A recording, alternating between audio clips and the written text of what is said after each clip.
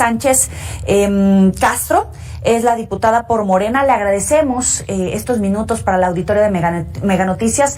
Diputada, ¿cuál es el registro que ustedes tienen en este momento del desabasto de vacunas en el país? Sí, estamos aproximadamente en un 2% de toda la población, pero sobre todo ahorita sí quiero clarificar esa parte. Ustedes saben que en México los ensayos clínicos que se dan son de prontitud. Es decir, a través de métodos clínicos que se utilizan en laboratorio, pues desafortunadamente estos ensayos son a muy pronto tiempo. Entonces, obviamente sí hay un déficit, pero no así alarmante. Inclusive el gobierno federal está cumpliendo prácticamente al 100% la vacunación, y un ejemplo es que el día de hoy se está dando lo que es la vacunación a los jóvenes de entre 18 y 29 años. Oiga, diputada, pero no, ¿sabe qué? Creo que hay un error de comunicación.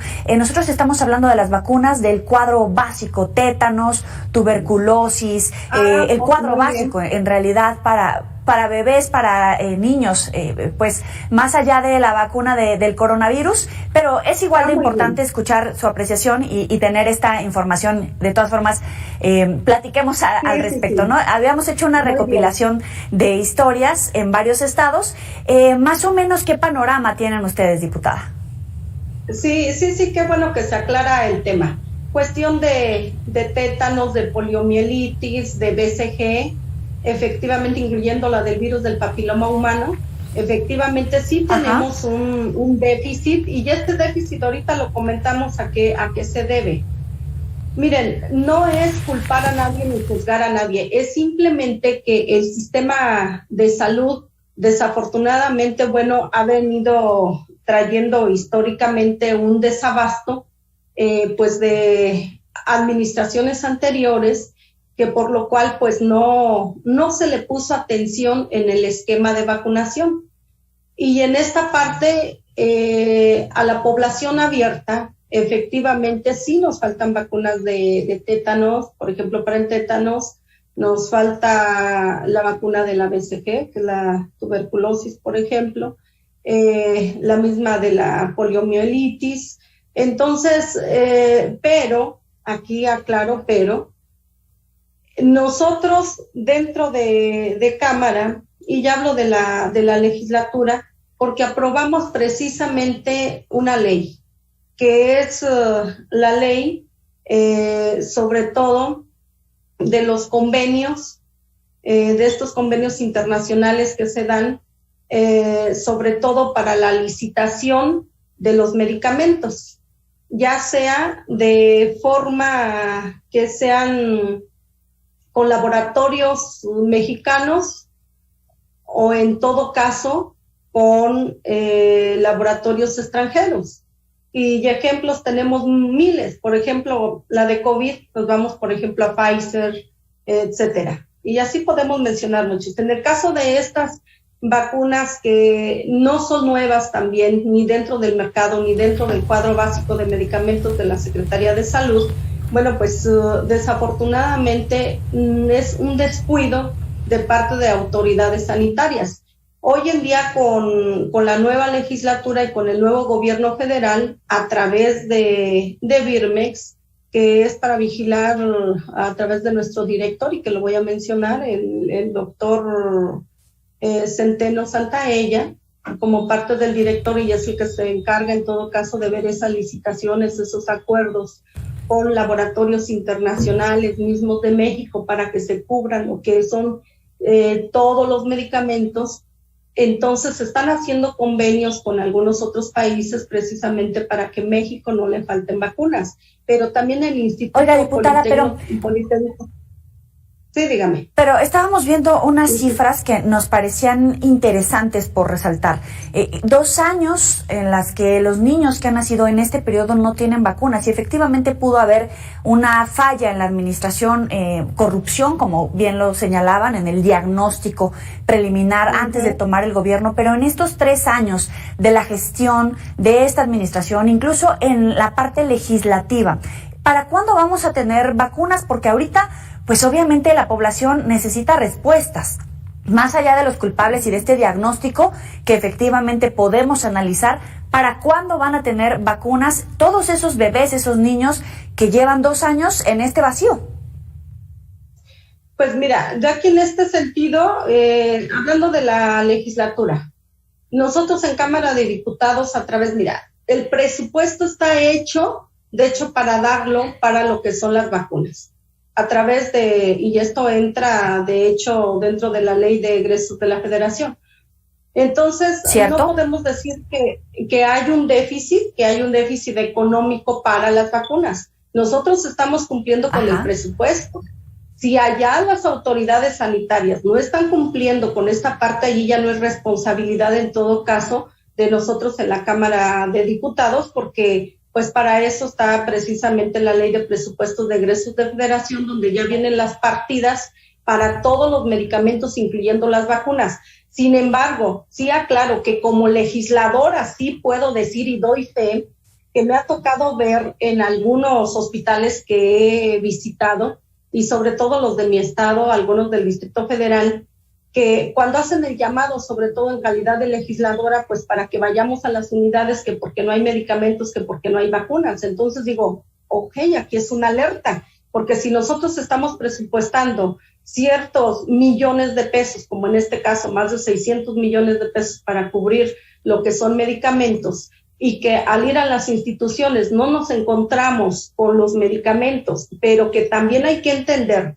que si no se aplica el federalismo como es, entonces a las entidades federativas, entonces ahí hay una confusión también que yo creo que al público hay que aclarárselo.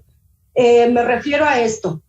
De la federación se aporta el presupuesto para las entidades federativas, para que las entidades federativas cubran esas necesidades de medicamentos en las unidades hospitalarias. Entonces aquí ya no es responsabilidad del gobierno federal ni de Cámara de Diputados, aquí es responsabilidad de la entidad federativa. Y esto hablo por mi estado, en el estado de Michoacán, por ejemplo. Aquí, por ejemplo, en cuestión de vacunas tenemos los déficits. Yo como legisladora sí sé que tengo tanto presupuesto, más de 680 millones de pesos, que sé que son destinados para este rubro y que no se aplican y que desafortunadamente repercute en la población, pero que la población muchas veces no se interesa cómo es la secuencia del federalismo para que se pueda llegar a tener resolutivos. Entonces aquí depende principalmente de la responsabilidad, en este caso del funcionario público en salud, a quien competa. Híjole, es que sí es bien complicado porque bien dice usted, hay un presupuesto ya etiquetado en el presupuesto de egresos, pero esta logística para ubicar esos medicamentos, para concretar una compra, para después hacer la logística y repartirlo, derramarlo en los estados y que al final los niños estén vacunados, está fallando. Al final hay una mala organización entre los diferentes niveles de gobierno y la gente es la que queda en medio. ¿Qué le dice a los ciudadanos, a la gente, a las madres y a los padres de familia que están quedando en esta circunstancia? Pues mira, tenemos leyes. Yo siempre he dicho que hay que creer en las leyes para eso se hicieron. Si, por ejemplo, y lo hemos visto, y esto lo hablo en calidad también de diputada, porque nos hemos encontrado con varios usuarios, sobre todo en el sistema de salud público, hablando principalmente de la Secretaría de Salud, y ya claro, no es un tema del gobierno federal, es un tema de aquí del estado, y lo voy a poner como ejemplo como mi estado.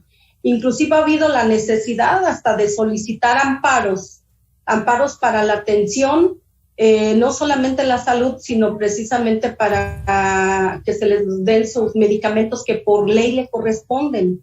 Entonces hay que orientar a nuestros ciudadanos, porque luego hay veces que se dejan llevar por grupos, inclusive políticos y muchas veces de la oposición, en el cual pues ellos les venden la idea de que el gobierno federal, de que los de Morena en exclusividad, que no estamos cumpliendo y que los estamos dejando desamparados, cuando la verdad es que no es así.